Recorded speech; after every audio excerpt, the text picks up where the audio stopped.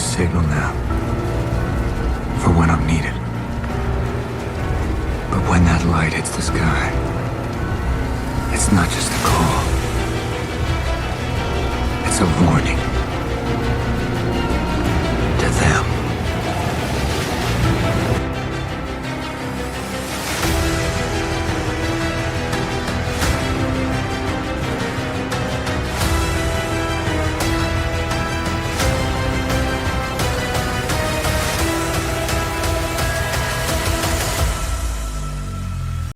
Yes, sir. Welcome to Beyond the Bat Signal. I'm your host, Dominic Unica. Join me as we dive into the depths of Batman's lore, dissecting the rogues gallery, and uncovering the stories of our iconic vigilante known as the Dark Knight.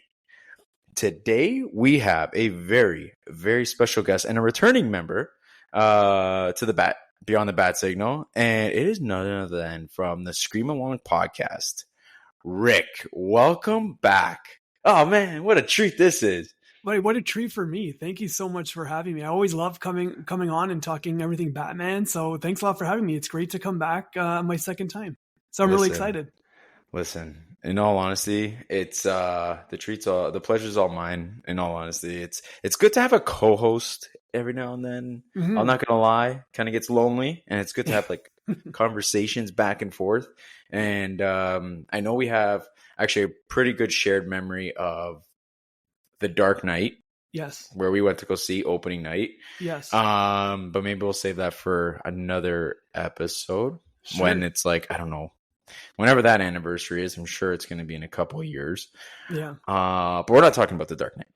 We are going to be talking about the 20th anniversary of Batman Begins. Mm-hmm. And I can't believe it just passed. So it's June 15th, 2005 that it came out. Directed by Chris Nolan. And this was quite the shift for Batman. Because we were used to, we had Keaton for Batman and Batman Returns. And then the Schumacher films with Batman Forever and Batman and Robin. Before we get into Batman Begins, what's your take? What's your take on the films for Batman Forever and then Batman and Robin? Is it very similar?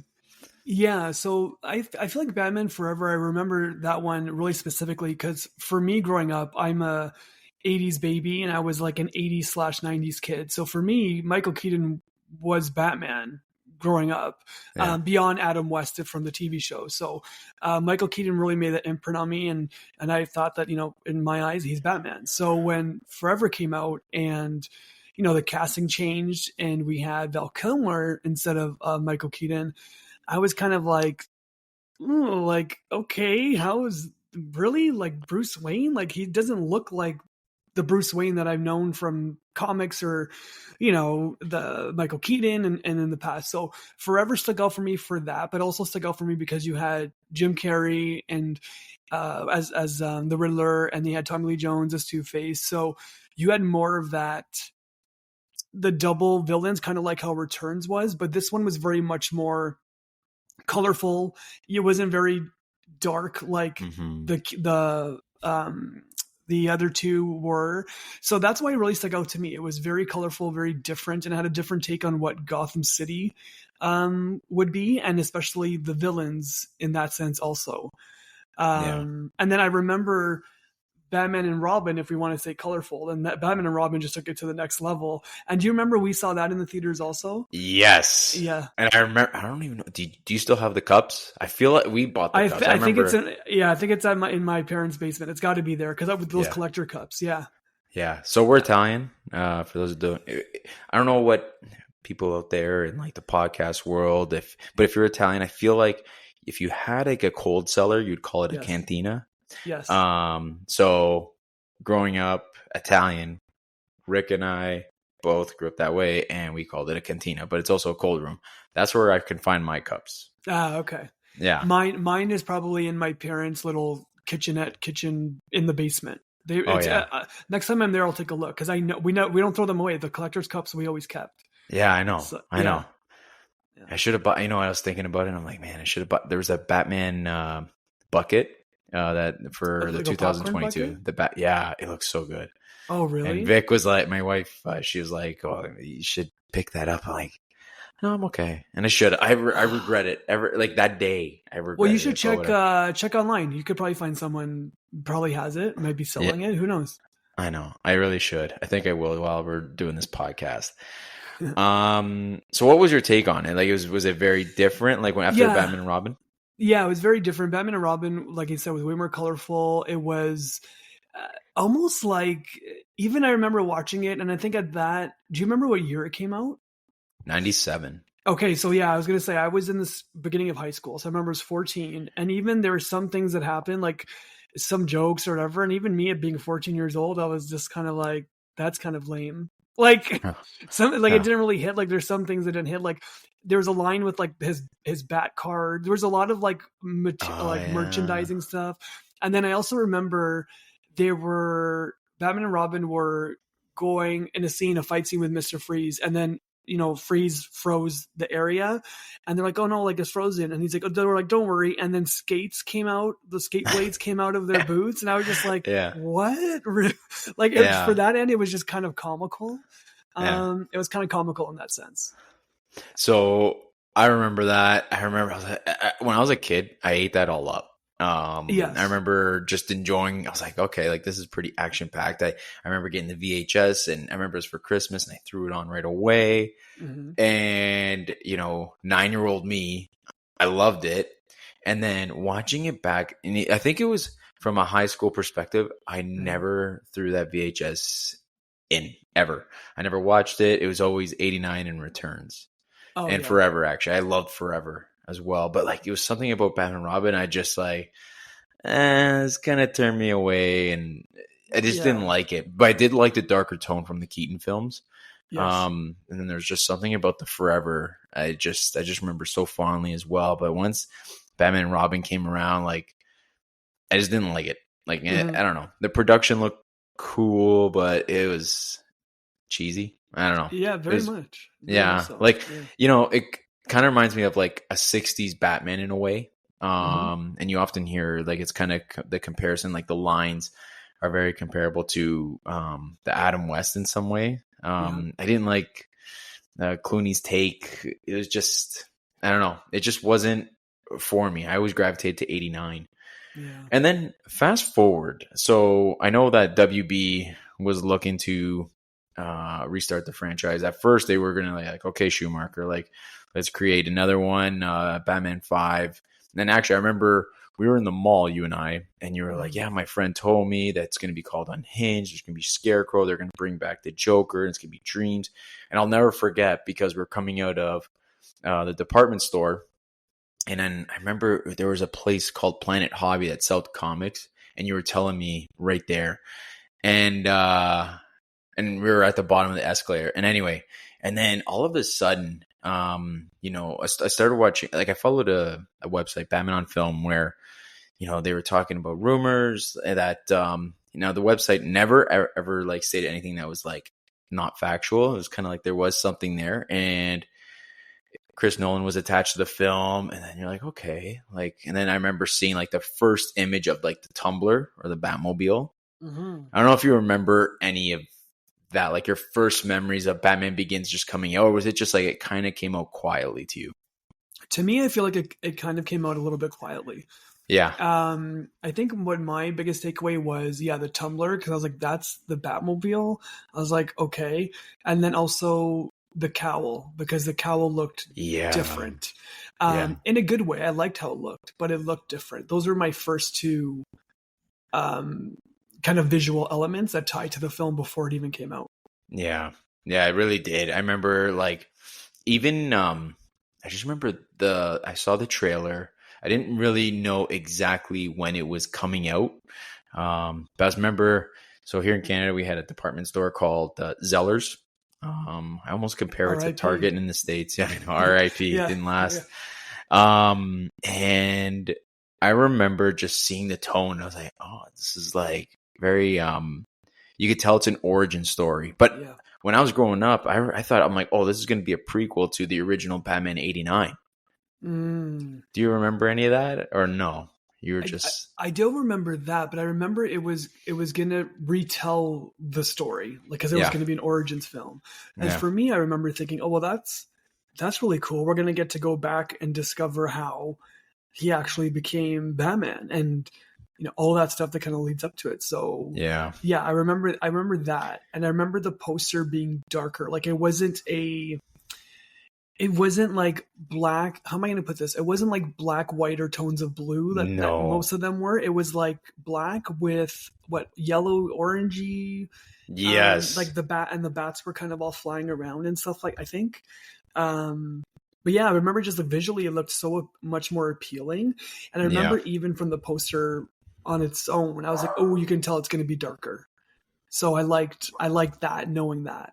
Yeah, you can really tell. I'm just searching right now, and I feel like it was. I'm looking at it right now, and I can't tell if it was the one where Batman's coming down. It almost looks like he was coming down from the staircase, and like there's all these bats coming down as Hmm. well, or if it's just where Batman's standing. It kind of looks like he's looking to the side, and you see a bunch of bats. I can't Yes, remember which that's was the first. I don't remember which one's the first, but that's the one that I remember in my head. The one where he's Yeah. standing Oh, okay. and kind of looking Yeah. off So, to the side, and then like his body the image kind of looks like his body is made up of the bats after, like the bats are coming out of him in a way. yeah. Yeah. Um. So then all of a sudden, so you kind of get that idea that there's like this tone, and you're like, okay, like I don't know what we're gonna get, and you just know the tone and the trailer, and we see a brand new Bruce Wayne, which is Christian Bale, a young Christian Bale, who one I thought that he had the look of Bruce Wayne, and I mean physically, and just like great coiffed, great head of hair, Mhm. and I don't know. It was just you even see like the scenes, like it just felt so like a huge contrast to what Batman and Robin was like. And the big thing back then was the bat nipples on Oh Batman and right. Robin, and you could tell that they totally went completely away from all that. Which I mean, now I look back at Batman and Robin and Batman Forever, and I'm like, okay, like whatever. It is what it is. It was part of its time. Cool looking suits. But I love that Batman Begins, the cowl, the suit, and so going into the theater, like, did you go and watch it in theater? I want to say yes, but I honestly don't recall watching my experience watching Begins. Um, I want to say I watched it. It was an opening weekend that I remember. And I think I vividly remember afterwards when it was on DVD or Blu-ray. That's when I remember watching it more so. Mm-hmm. But yeah, we watched it in the theater. Um, and let me tell you, you can tell like the people that were there to watch it were there to be like, okay, like let's see, Yeah. give it to us. We're ready for this new reincarnation of Batman. We're ready to kind of dive back in and see this like darker tone of Batman and what Christopher Nolan was going to do with it. But to your point, I think just the casting was so well done. Mm-hmm. He was Bruce Wayne. Christian Bale was Bruce Wayne. So well done. And what's really great about Begins is even because I watched it back to prep for the podcast, and even just like the small little details of him when he was Bruce Wayne as an adult, he's not. I'm sure we'll dive into it after, but he's not like he doesn't go away yet. He's kind of still young. He's kind of just within the manor. He's got Alfred. Even the way like they style his hair, it's more like Yes. unkept. Like it's unkept a little bit. Like he makes it look a little bit younger. But then as the film progresses, he's got more of like the slicked back hair. What he's wearing is different. So you can tell like he's getting older. He's more, he's more Bruce Wayne. He's owning the identity. He's owning the family name. But I thought it was just like really well done. But the experience of watching it in the theater was just people were ready for something new, and you could feel that excitement. Yeah, I think everyone was. I mean, being a Batman fan, and I remember going into the theater. I'll never forget because to this day, and I'm like, this never happened. But our friend Phil, I remember leaving work, and I was meeting up with some of the guys, and Phil was there, and I remember watching it from beginning to end. I can tell you all the scenes. I can remember the fan reactions. Mhm. And years later, he'll be like, "Oh yeah, you fell asleep during Batman." I'm like, "No, that was during a different movie, but it was never during that." And it was There's no way actually, you would fall asleep. yeah, no No. chance. No. And I like it was like the smallest details I can remember watching that film. And the one, so I remember the crowd was mixed of like an older generation and like a younger generation. And the one thing that stuck to my mind, because I'm like, I feel like my dad would laugh at this little dad joke.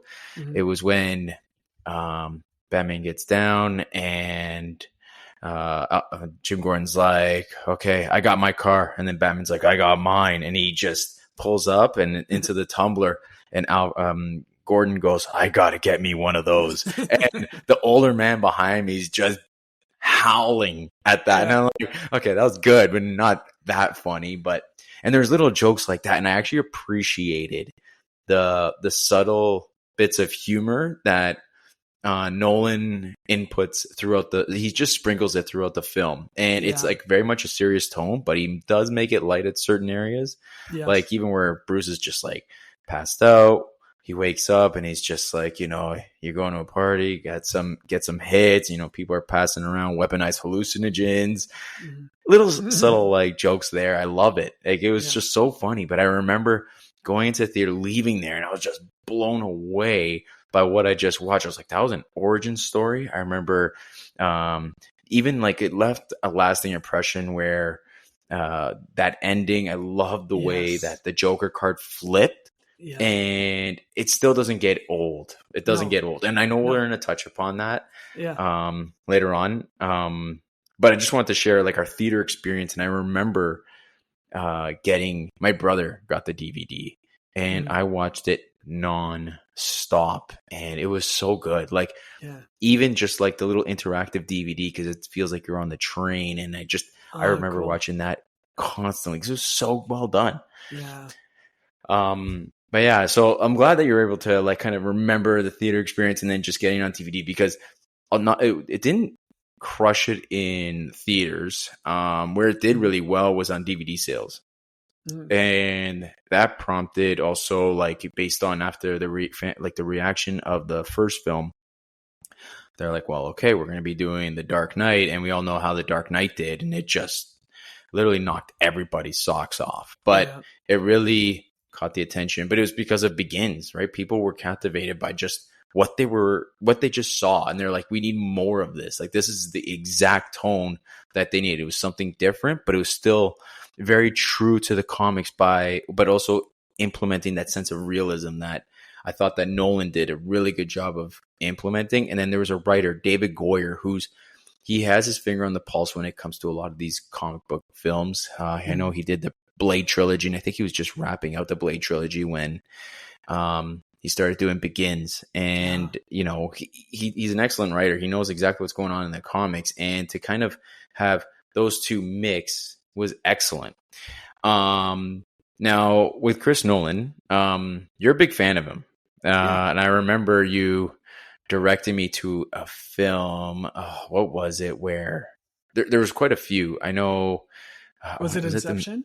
No, Inception for sure. But it was even before that, where Bale lost all this weight. What was it? Insomnia? No, not Insomnia. Yeah, something Machinist? like Machinist, I think it is.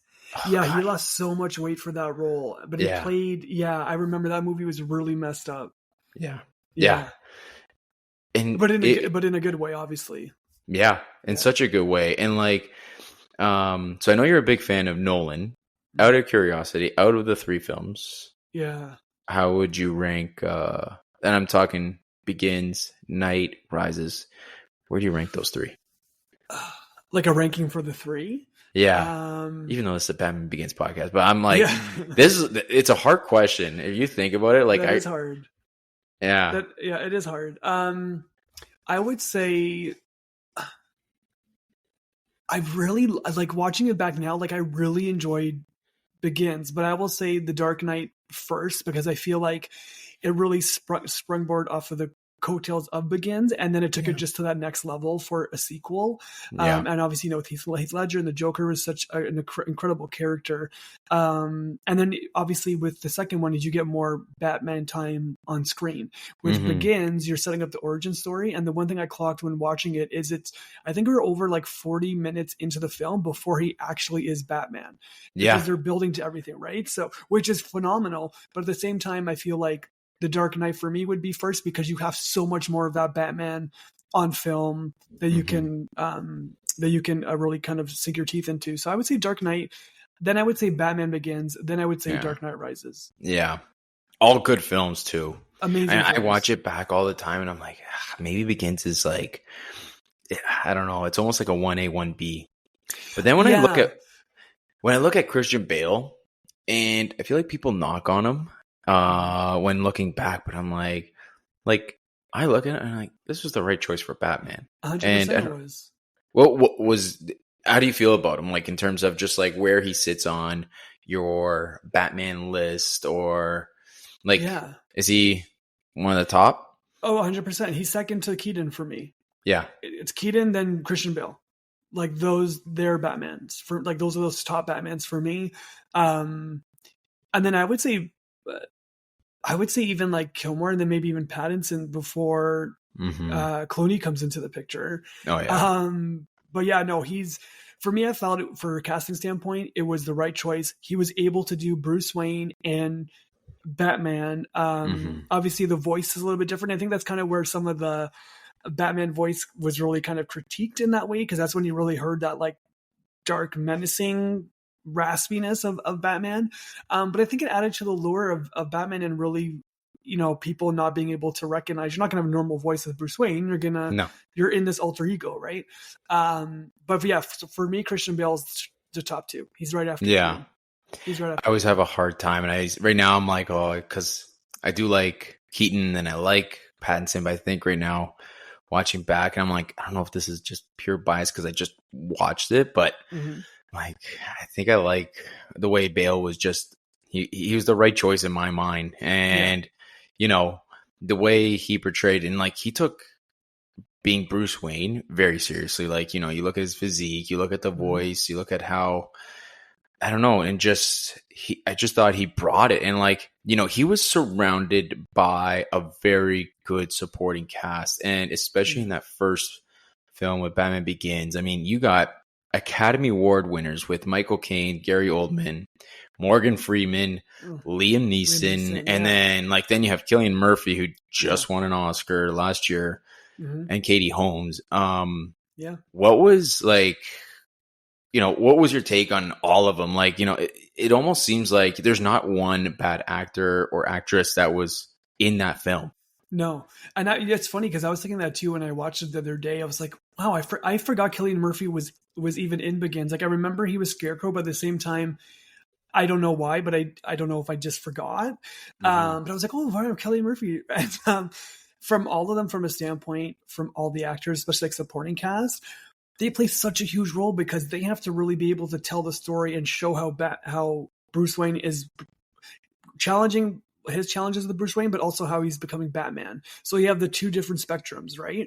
And they're really retelling that story. So from that standpoint, from the supporting actors in that cast, absolutely stacked. And what an incredible job. And I think even Katie Holmes as Rachel Dawes, I think she did such a fantastic job.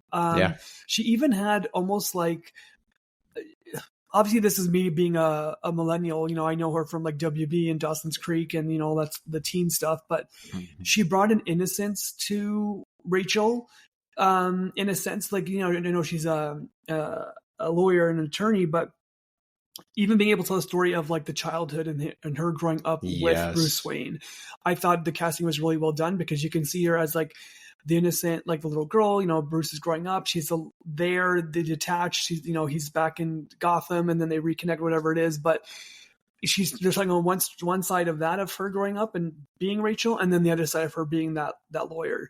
So I thought she was really perfect casting. I thought it was really well done. That's one thing that, it's a lot of then and now, then in like a lot of flashbacks, but brings it. That film does such a good job of there's a lot of threads that just went full circle. You know, like it's not who I am underneath. It's what I do that defines you. And then you kind of hear that theme throughout.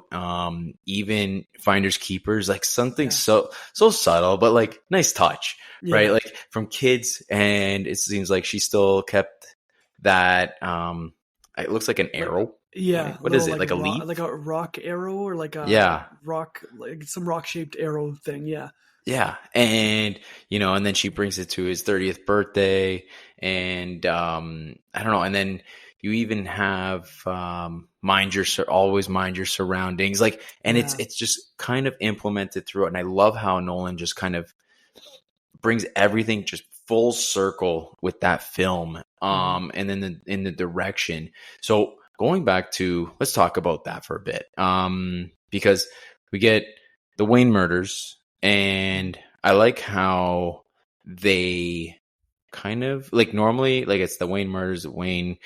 Bruce goes to see the Mask of Zorro with his parents and then pass away. But this time it's, you know, Bruce falls down and he goes into what was a cave, and then all these bats fly.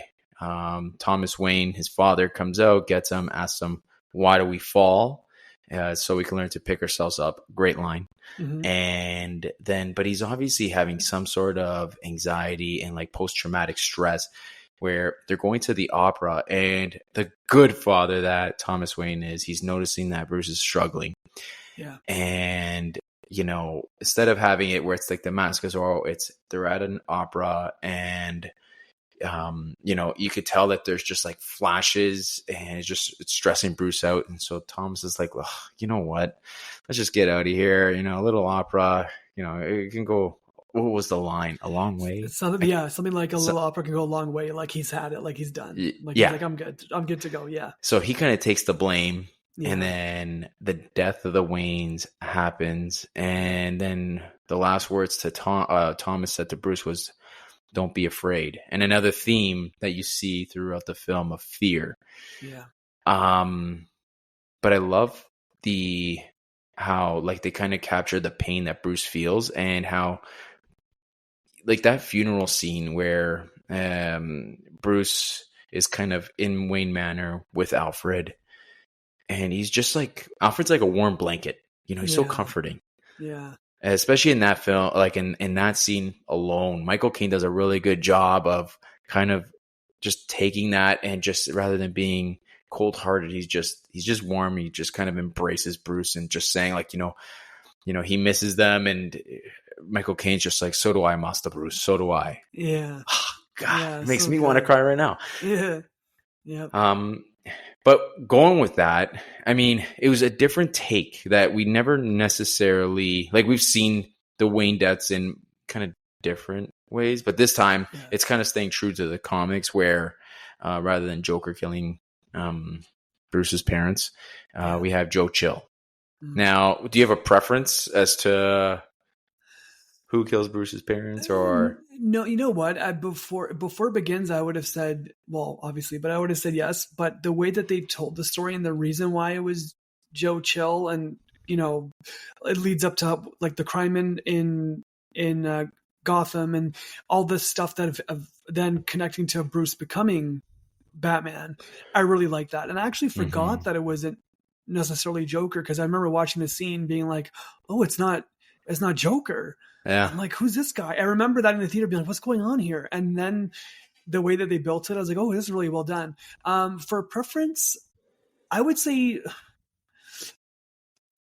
honestly, I'm indifferent about it. Like, I like both equally, in a sense where the other one from 89 did that. So that way you have the connection of like, okay, he killed my parents. And that's why Batman's always necessarily after Joker, and why they're so closely intertwined. But I like it even with Begins, because it really, if it not being Joker and being Joe Chill, like you mentioned, it really then sets the stage of, this is what's happening in Gotham. This is how Bruce is going to become Batman. This is what he's got to do in order to save Gotham, because then that ties into obviously Scarecrow, all the patients in Arkham, the fear, the all that stuff, right? So if I had to pick one, though, I would say I prefer Begins. Yeah, me too. I mean, it kind of is like whatever fits the story, but you're right. Like it kind of just with Joe Chill's the killing of Joe Chill killing the parents. It was a springboard to like, okay, this is where Bruce is gonna go, right? And then it was like that whole theme of the power of the fear, right? Where Bruce is just like, I'm gonna go see Falcone. He goes and sits to him face to face, and obviously he's not scared, but Falcone kind of makes Bruce think. And you're like, wow, that was pretty clever writing. Where it's like, you never thought about your old lady friend at the DA's office. You never thought about your own butler. Bah, and he's surrounded by like a judge, and Falcone doesn't even care. And that kind of just sets Bruce off into this journey where completely new, by the way, which I love. And he's going to, I don't know if it looks like it's somewhere in Asia during the winter time. And at the time we think he kind of comes across, it seems like Bruce Wayne, this is where the movie starts, is in a jail. And, Bruce is fighting off like, was it 6 men? And guys like talking about, I am the devil. I love the response. You're not the devil. You're practice. And that's the tone it sets. And you're like, okay. You know what I mean? Yeah. Like, you're watching Batman in training. And then he's immediately greeted by Henry Ducard. And he speaks for Ra's al Ghul. But later we find out it is actually Ra's al Ghul. And I love the like how it kind of sets Bruce in this path where of how he's just going to be a vigilante, where like originally it seemed like Bruce was just going to go on a path to train, understand the criminal mind, and which I appreciate, but then it's kind of like, okay, like he kind of veers in this path of being a vigilante, but he has one rule, and it's not to kill.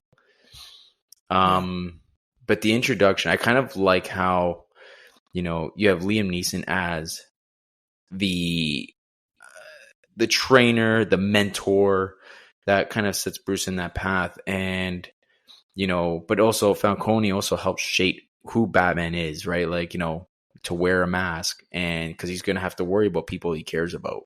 Yeah. And, that valuable training of always mind your surroundings. And, it's funny cause I'm expecting a little one and I hear that and I'm like, it's so true. Like we always have to mind our surroundings no matter where we are. Like I'm sure you're teaching your little one, and I'm sure you as an individual, when you're driving, you're walking, always be aware of your surroundings. Yeah. Yeah. And it's something that just kind of sticks. And I love that line. And it's the way that Liam Neeson delivers these messages. It just sticks with you, the way he talks, and which I thought was very clever casting because he's older. We find out he plays Ra's al Ghul. Ra's al Ghul is an older gentleman, and he has this this influence, this old but knowledgeable, I don't know, this energy, this aura about him that I appreciate. So I was wondering, like, how you felt about the character of Ra's al Ghul and Liam Neeson just kind of portraying him, and even as a villain, like it's not a Joker, it's not a Two-Face, it's not a Riddler, it's not one of those big. I would even say, like, I wouldn't even consider him an A-list villain, but yet very impactful. Would you not agree, or you kind of on the fence about that one? No, I would agree with that one. It was impactful because it really made, like, it taught Bruce certain lessons and made him kind of that foundation of what Batman was going to be, obviously. So I really appreciated it. And to your point, where Liam Neeson, the way he delivering his line, also he's his teacher. He's very much like a professor type. So he's teaching him. So he's not teaching him with, even if like he screws up or there's in training, he's never super angry. There might be times where he raises his voice, but everything is really done in that methodical, slow kind of like, hey, I'm going to talk like this, so you're going to listen. You're going to make you listen more. I'm not going to scream it. I'm going to make you really kind of listen. So I really appreciated that in that sense. Liam Neeson is such a fantastic actor. So I think him playing that role was such, like I said, from a casting perspective, it was the right choice. Because the whole time when I was watching it, I was just like, man, I'm learning here too. Yeah. So it's great. I will say though, the whole what he says. So it's like, you haven't beaten me. You sacrifice your footing for a killing stroke. Taps the ice, and then Bruce falls through. And then like this next scene is like Bruce Wayne's cold, and he's like, "Rub your chest. Your arms will take care of themselves." Yeah. I don't know if that's true. The way he delivers it, I'm like, okay, I believe it. Yeah. I'm like, I should Google it. But because it's true. It's kind of like, this sounds so bad, but like when an English person says stuff, and I just feel like when someone with an English accent talks, I'm like, wow, you're so intelligent. Yeah, I know what you mean. Yeah. No, like compared to someone that's just, I don't know, like me talking. If I were to say that the sky is orange versus like someone else with an English accent says it, I'm like, oh, that actually sounds very intelligent. I'm gonna believe him. Great delivery. Yes. Now,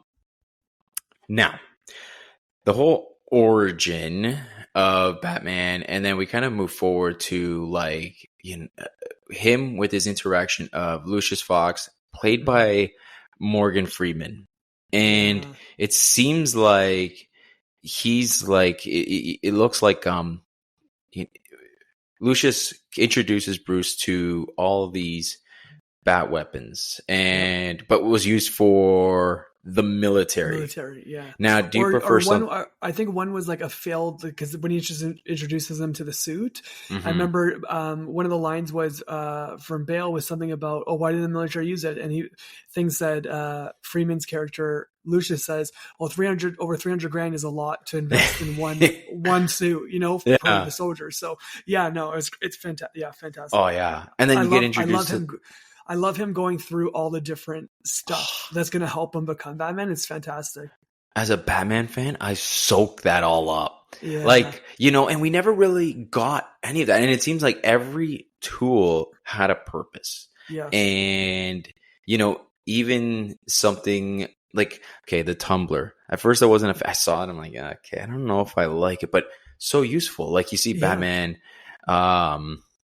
Bruce test driving it, and it's like, oh, you won't like that. But like before, you see it like the actual Batmobile in black.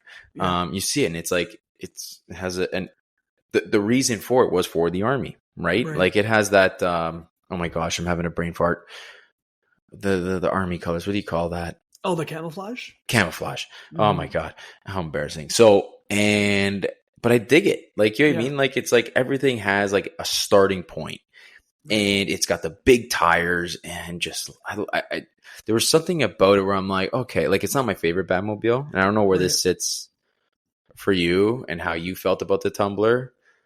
At first, I was not a big fan when I first seen it, but then I saw it in the movie with the bat scene and the chase, and he's bashing through walls. Like, loved it.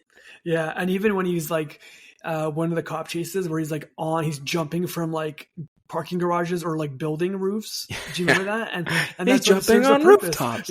Yeah.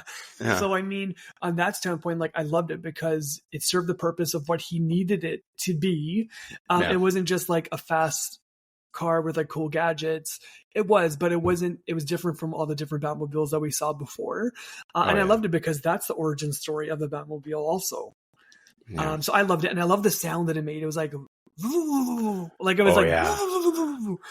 was it sounded like muscle car. Like it still had that throaty sound. I like to call like a muscle car, like that sound, like it just It sounded like a tumbler, like, you know what I mean? Like just tough. Like nothing's gonna get over this thing. Like it's just gonna bash through walls, break buildings down, and it's got everything in it. I loved it. So we get the Batsuit, but before that, we see Bruce Wayne. He's kind of has like his first little night watch, and he goes and becomes like, it's almost like he goes up to Gordon. He wears a mask, and he has like a stapler to his gun, which I thought was a nice little moment. And in your opinion, the relationship between Batman and Alfred, where does that lie in terms of I guess not necessarily your favorites list, but like, was it something that it gelled well with you? And like, as a viewer, as a Batman fan, you're like, okay, like this is something I buy into.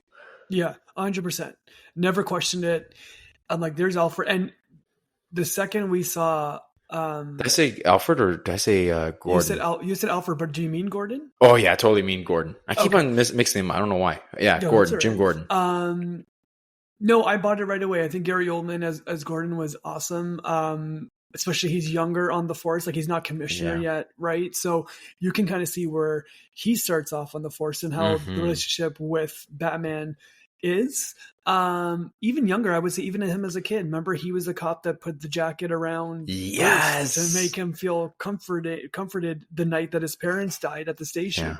And that's something, to your point, where like little sprinkles that Nolan does, he sprinkles that throughout the three. Like that's on the third. Yeah. That's the third film, and Rises. He mentions that to Gordon to kind of finally say, okay, like, you know what I mean? Like, he's going to get the bomb, he's going to give it leave Gotham with the bomb, and we all thought, okay, Batman's going to sacrifice himself for all the civilians of Gotham, and he said, you know, it's as comforting as putting around a jacket around a young boy, and then he gets up on the Batwing, but it wasn't the Batwing, it was his like the flying thing, and then he's like, Bruce Wayne. I remember I was like, oh man. So anyways, no, I thought the relationship was awesome. I never questioned it for a second. I'm like, yeah, this is Gordon, this is Bruce, and this is Batman. Loved it. Like never second guessed it. And it's cool because it's like, Gordon's got like a close partner and then all of a sudden, like, and he's kind of like a prick. So, and his name's Flask, and he disguised like just he's taking falafels from people. Like the audacity of him. Yeah. What a prick. Yeah. And we got then actually, speaking of Flask. So like, well, actually, let me finish this thought. So the relationship between Gordon, Batman, I thought was established early on. I loved it. And I love that it's just like one, and then it's like, no, now we're two. And it kind of just sets the tone. And there's like this trust that's like slowly built up. And, even to the point where like Batman has to trust somebody. He doesn't have the luxury of friends, but yet there's one person that he trusts. And it's like Batman probably with corrupt cops, but yet he trusts one person that took good care of him from as a kid. Yeah. And it just left a lasting impression on Bruce, which is, again, talk about a movie that just comes full circle. Yeah. But yeah, like, and I just love that little, like, that relationship. Just, Nolan gets a lot of, I don't know, like, a lot of people bash him on, like, just his films are not as warm. And I do disagree with that. And I feel like they're warm. Like, there's a warmness to them, like a lot of caring. Even between Bruce and, you could see between Rachel and Bruce, you could say between Bruce and Alfred, like such like moments where you're just like, oh man, I could cry right now. Yeah, absolutely. That introduction to Batman, where we first see him on the scene, it's like around that 1 hour mark, was different, and I loved it. But I'm kind of curious as to like what your thoughts were when you first saw it, and like how about rewatching it? Like, how did you feel when rewatching that first scene of Batman just showing up at that crime scene?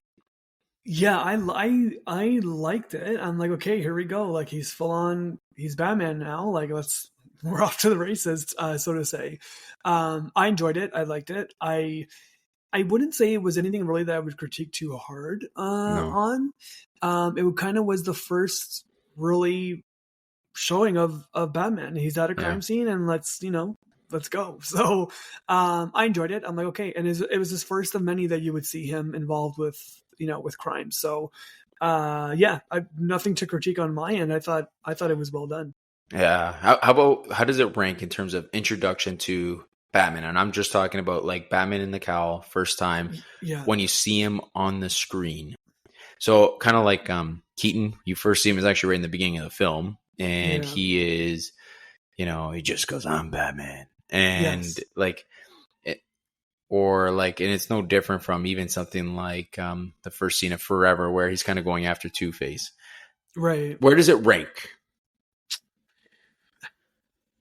For me, can you refresh my memory again in Begins? The first time we see him in that crime scene. So yeah, it- it's a crime scene. There's like, and Falcone's got the drugs, and Yes. he's there with Flask, and he's sitting in the car.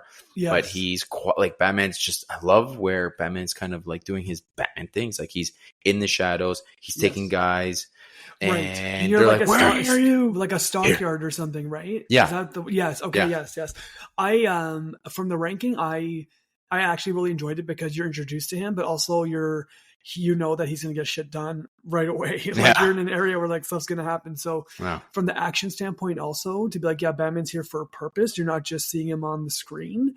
Yeah. From a ranking standpoint, I mean, I would be, top. I would say 1 or 2. Like, it's hard to kind of remember because you're like, man, okay, like, was the first like for this one or that one? I know. Yeah. But yeah, I would say it would be on like my tops. One of my tops for sure. Oh yeah. In my top 3 for sure. Like, I'm thinking Pattinson in the top of my head, even Batman 89, and then I think this movie too. And I'm just, how do you choose? It's pretty difficult, but I just love how they kind of added that element where he's just in the shadows and he's taking, and then all of a sudden it's like, where the hell are you? He just, and he's like, I'm here. Breaks a window, brings Falcone up, and then kind of creates the bat signal in that way. And if you think about it, yes. Now we're like, we could talk about this movie nonstop. So I'm gonna kind of fast forward. There was, because we could talk about multiple scenes. So I'm gonna kind of throw out there. We have the introduction. Someone that we didn't really talk about was Scarecrow and the whole theme of fear. Yeah. Now, you come from a Scream Along podcast. This had, in my opinion, not necessarily a horror feel, but there's something captivating when it has like fear in the psychological aspect. And I feel like that's something that you would gravitate to. Because I know you love thrillers and horror films. And is that kind of... Yeah, to be honest with you, when I rewatched it, I was kind of like, I forgot how much they played on that. Yeah. Because I remember Scarecrow in it, but I just didn't remember how heavily he was involved in it, and then especially in the first one. So I love that kind of theme of the fear. Why it was important for him to be there as a character, as one of the villains, because that's really setting up Batman to be able to help the residents of Gotham City, and really to make sure that fear isn't spreading like they wanted to throughout Gotham. So I would say I really enjoyed that aspect of it, because it wasn't just a villain that was there just to kind of, get Batman, how so many were before in the past. Maybe that was part of it, sure, but like they had a more overall picture of what they wanted to do. It wasn't just about Batman. They wanted to rain terror on the city. He wanted to spread that fear, Scarecrow, and Batman along with it. Okay, that's part of it, sure, but it wasn't their number one reason for being that villain. So I enjoyed it. I enjoyed that a lot. Yeah, I thought it was different because, like, you hear not reports, but you read stories even from recently within the last couple of years about how Nolan was thinking about not putting a mask on Scarecrow, and you're like, what? It's criminal. And David Goyer, the writer, was like, no, you have to put a mask on Scarecrow. Like, he has to have one. You needed that mask. And it was kind of cool because, like, there's like little things where he's kind of scaring people. He has like those worms coming out of his face. Yes. And I guess it's because the hallucinogen or whatever was in the air, people see him in that whatever's scared to them, right, is what they see in the mask. Right? Yeah. Because they had different variations of that mask when people are hallucinating. Yeah. And like you said, one of them is the worms that are coming out. I think Rachel Dawes, when she sees them, she sees like the worms or the insects, right? Yeah. And she's just... mask. Yeah. So, I mean, there was that element of fear, and like the way it was like, to bring Gotham down through terror and just like break itself apart and just like burn it. Yeah. Which I loved how they had to have the influence of Jonathan Crane working with Ra's al Ghul, right? Like, and like really it was just the pawn was really Falcone. Yeah. So I kind of really enjoyed that. Yep. I love how Scarecrow has been like he was used and then kind of just Right. sprinkled in the next two films. Yes. But that element of fear and that psychological aspect, I can't get enough about that. Just diving deep into like, PTSD, depression, a lot of that stuff. And it makes me sound sick, but I'm not. It's just like understanding the mind and The mind. yeah. And like how that works and like people's fears kind of come out, but like how Bruce Wayne kind of faces it by becoming fear himself. Right? It's like, well, why do you want to be bats? Why bats? And it's like, because bats frighten me. Now enemies will share my dread. And like, it's like, great line. Yeah. But that's the theme that kind of is carried throughout. And Batman, another theme was why do we fall? Is so we can learn to pick ourselves up. And there's multiple things that fall. Like in Batman, his first encounter with Scarecrow, he's got, what is it? The gas goes right into his face, that fear toxin. And all of a sudden he's like seeing bats and then you need to lighten up and he just lights him on fire. And you're like, holy smokes. Yeah. And it's another fear that he has to face. He falls and he has to learn how to get himself up. Right. Right. I'm going to shoot some questions to you because I want to be respectful of your time. And I still feel like this is going to go, I'm going to try to be very mindful and try to keep it under an hour. Oh, no, that's cool. So, okay. Let's shoot some questions here. Did this film change the way that you saw the character of Batman?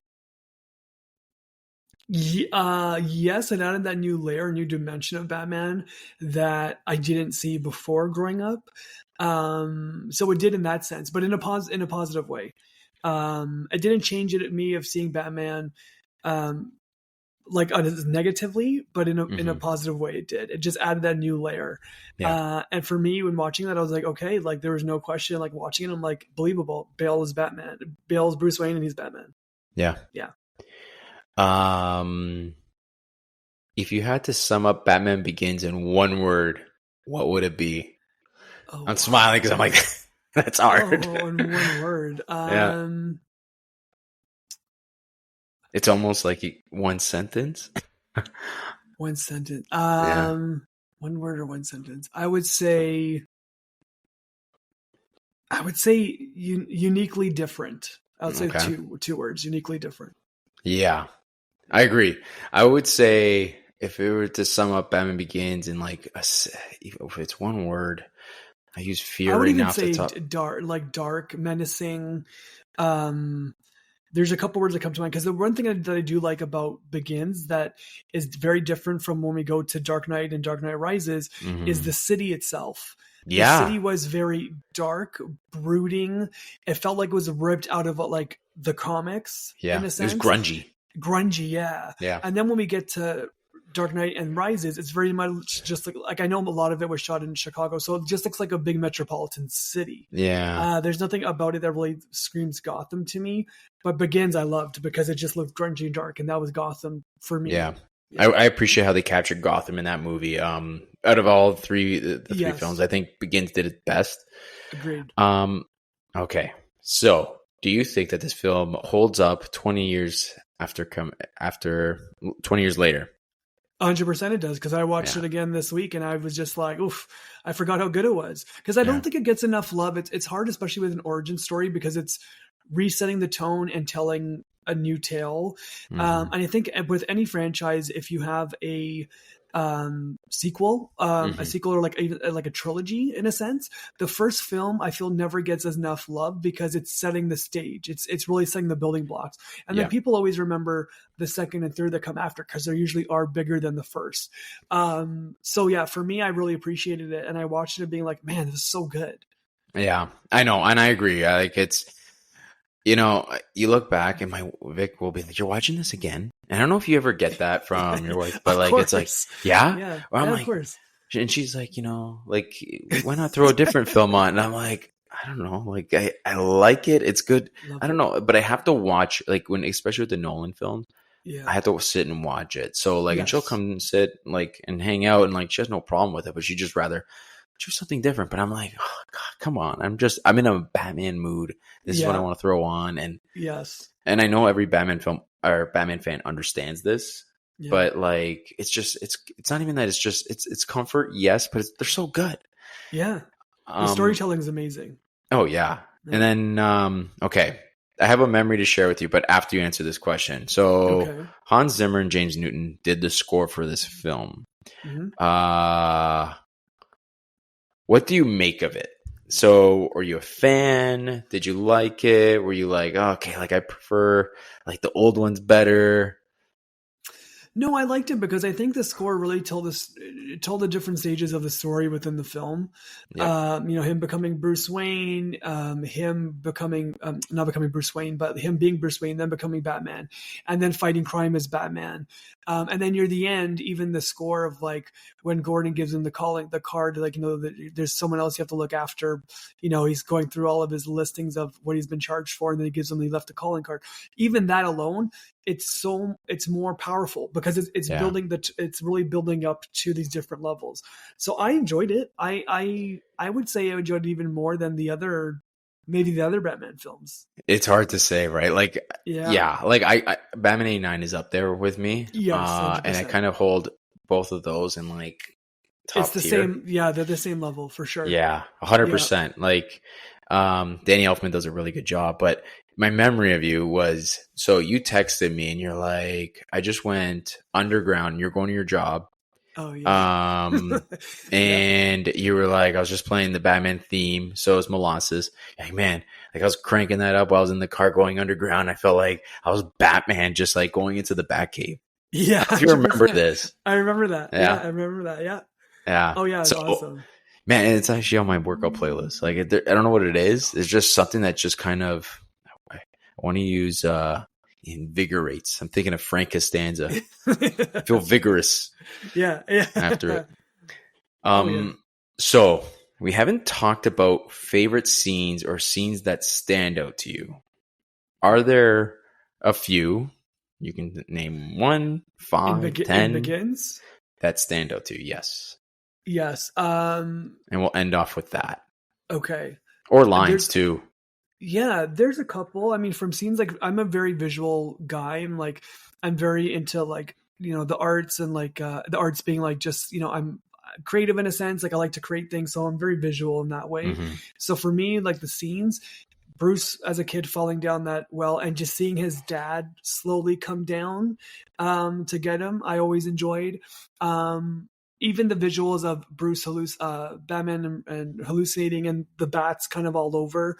Mm-hmm. The visuals of the Batcave, of them like using that lower underground part of Yeah, it was pretty cool. Of the house. And even I love the explanation of it that Alfred gave Bruce, saying that, his father, he was known to use it as the Underground Railway, and help slaves and help people like escape slavery and stuff, and it wasn't used for X amount of years, but this is where the tunnels were. And I was like, oh my god, like just the explanation of that and that storytelling was phenomenal, because then you understand even more that Bruce comes from a line like his father was almost like he was a caring person. Like, he looked out for humanity in that sense also. So like that kind of stuff was really great for me. Obviously like the Tumbler and seeing the Batmobile, but even I don't remember if it's Begins.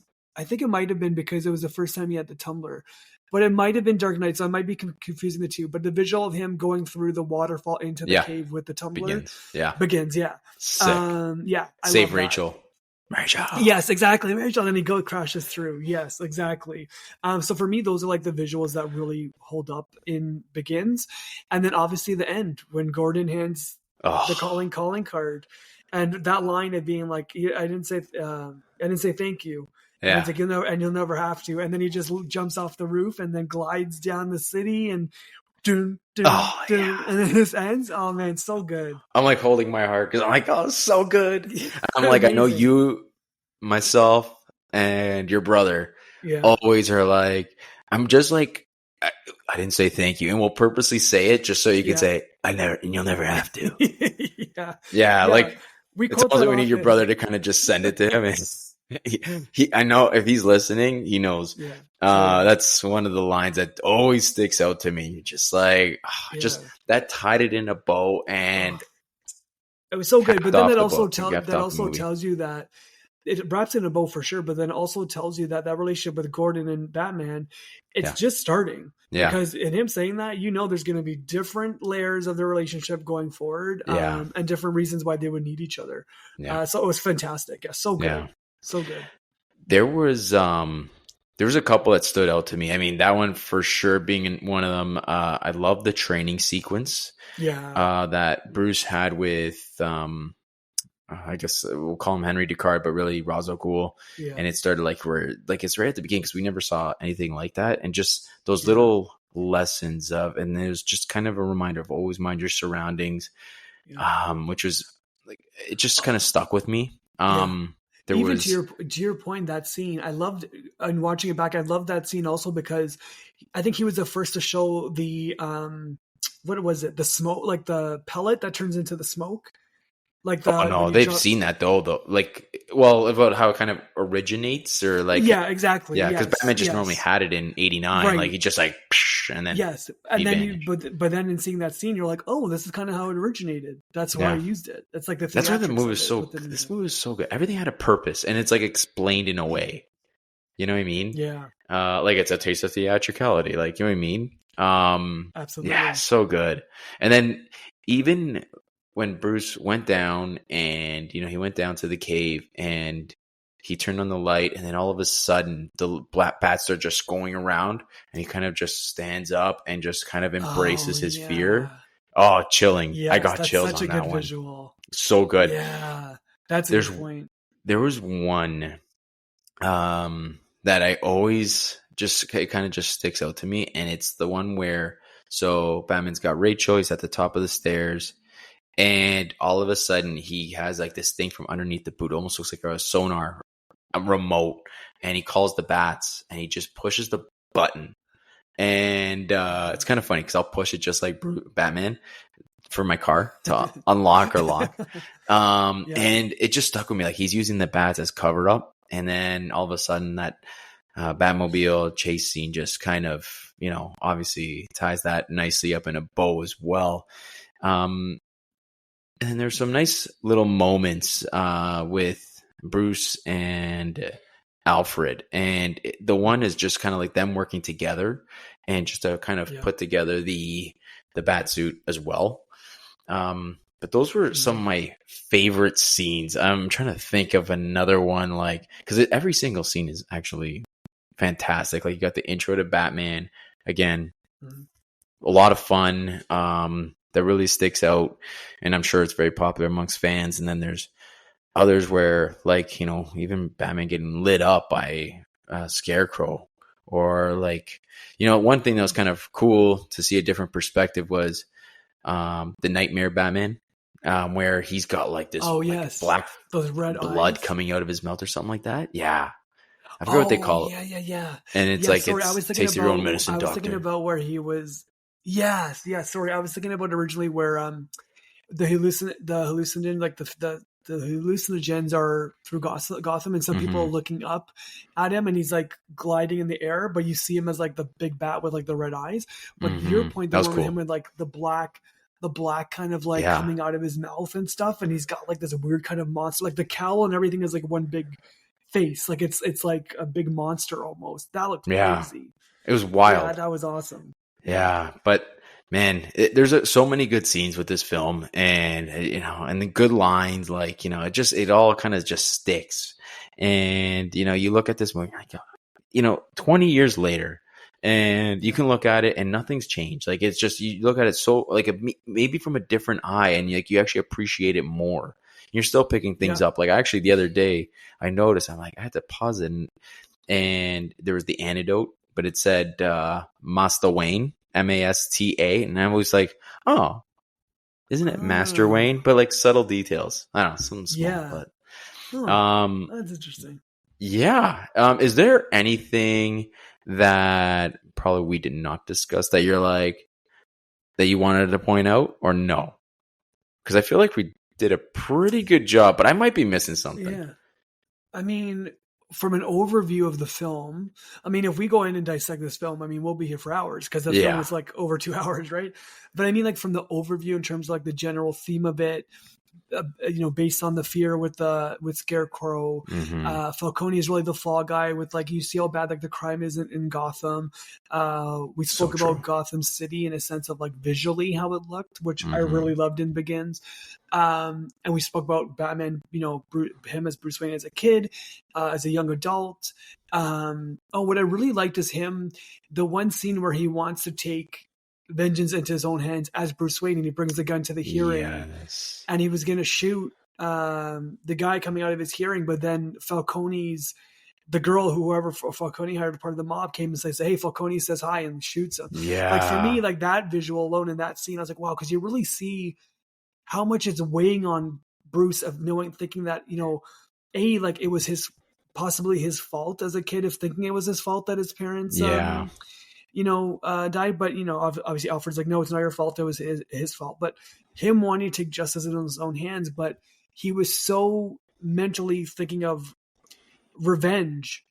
Because I know him and Rachel have that talk about, she's all about justice. And he's like, no, I'm revenge. They're the same. And she's like, no, justice is, I remember she says, but justice isn't like, it's not an eye for an eye. It's like justice is you upheld your dignity in a sense. Yeah.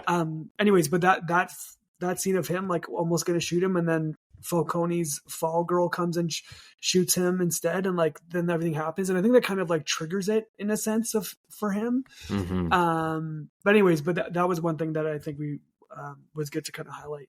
Otherwise, no, I think we touched upon a lot of good stuff within the film. Yeah, we definitely did. I mean, this film, the whole trilogy really like is phenomenal, and it really sets the tone even just for superhero films alone to kind of, it was something that Marvel looked to Batman Begins, and they just like, that's the template that we should be looking at right there.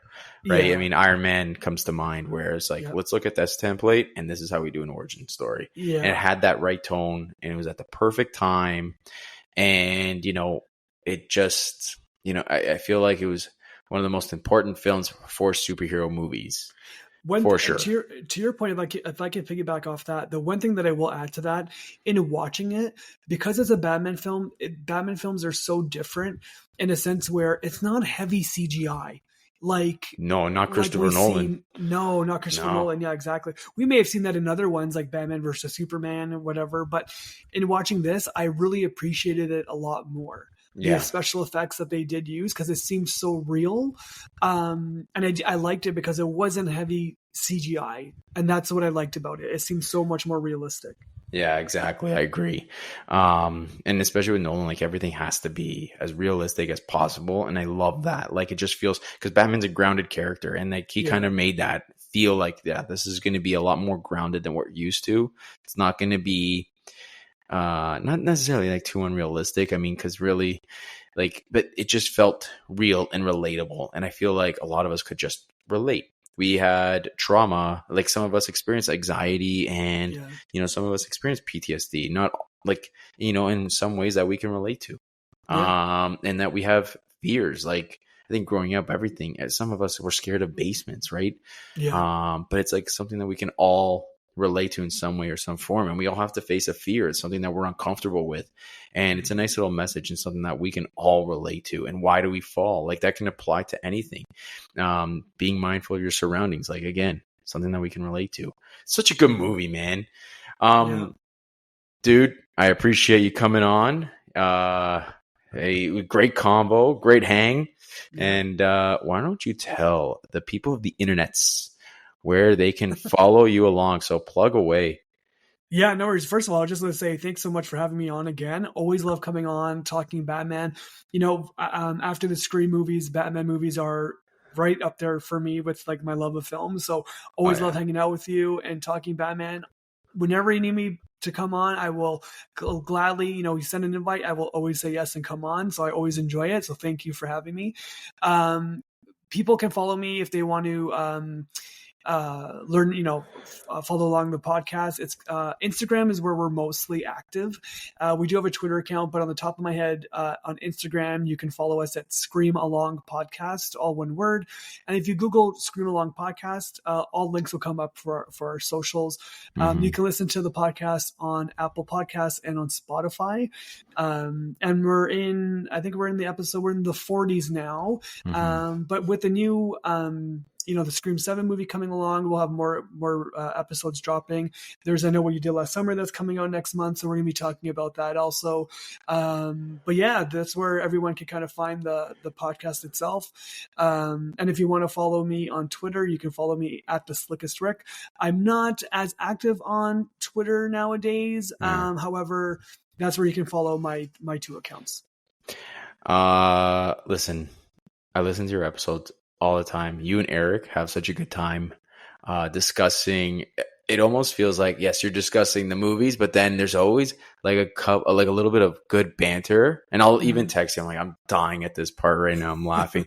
But the way you guys cover, especially the Scream movies, and it influenced my wife and I to go, like, it was through your discussions. We're like, okay, so my wife actually found something in a city close by, and it was like at an old vintage studio, but it was interactive. So we were watching the film, but it's almost like, the second that Sydney says something, it's don't go in there, but it's very interactive. Anyway, your podcast influenced one of our date nights. Okay. Whoa. Yeah. I'm not sure if I told you about this. I think I did, but the influence part, for sure. I honestly, I don't miss an episode. I love listening to your shows. Man. Well, definitely follow along with them. Well, thank you so much. I appreciate that. I mean, that's kind of our goal, is that you feel like you're just hanging out with two guys that are talking about like Scream and like other horror and like thriller movies. But we really wanted to make it seem like you're just kind of hanging out and you're part of the conversation and having fun while doing it. So I appreciate that.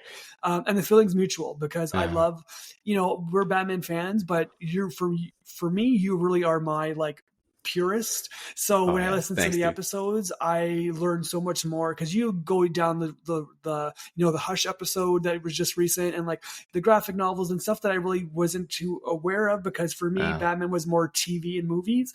So I learned so much in listening to your podcast also. So the feeling's mutual, man. I love it. Thanks, dude. I appreciate it. Yeah, no, I'm having a good time reviewing the Hush series right now, even the last Halloween. I'm having a lot of fun actually with that one.